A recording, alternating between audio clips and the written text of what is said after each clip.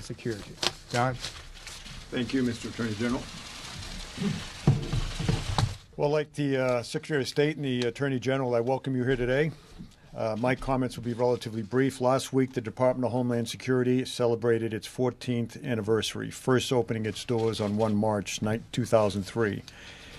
This Secretariat was established in response to the devastating attacks of September 11th, when foreign terrorists turned a beautiful but ordinary day into a nightmare.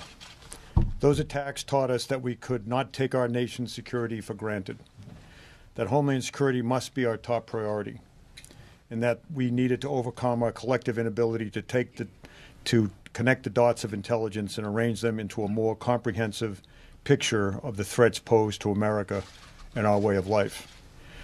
Though much has changed over the past 14 years, both in the world that is more dangerous and at DHS, which is much better. The fact remains that we are not immune to terrorist threats and that our enemies often use our own freedoms in generosity against us. Today's executive order, which President Trump signed this morning, will make America more secure and address long overdue concerns about the security of our immigration system.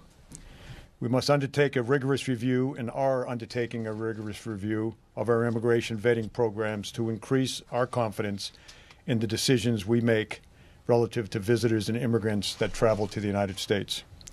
We cannot risk the prospect of malevolent actors using our immigration system to take American lives. This executive order is prospective in nature. Its focus is on preventing the entry of new foreign nationals from the 6 designated countries. Accordingly, it is important to note that nothing in this executive order affects existing lawful permanent residents or persons with current authorization to enter our homeland. Unregulated, unvetted travel is not a universal privilege, especially when national security is at stake. The White House worked closely with the Department of Homeland Security, the Department of Justice, and the Department of State to create an order that addresses previous concerns and protects the homeland and every one of our citizens. The men and women of the Department of Homeland Security, like their brothers and sisters throughout law enforcement, are decent men and women of character and conscience.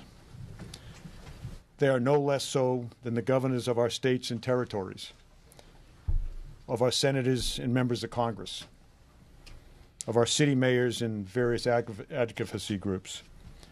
These men and women are sworn to enforce the laws as passed by the United States Congress and would be in violation of the law in their sworn oaths if they did not do so. We do not make the law, but are sworn to enforce it. We have no other option. We are going to work closely to implement and enforce it humanely, respectfully, and with professionalism, but we will enforce the law. I want to thank the President for his leadership on this issue and for his steadfast support for our important law enforcement, security, and counterterrorism mission.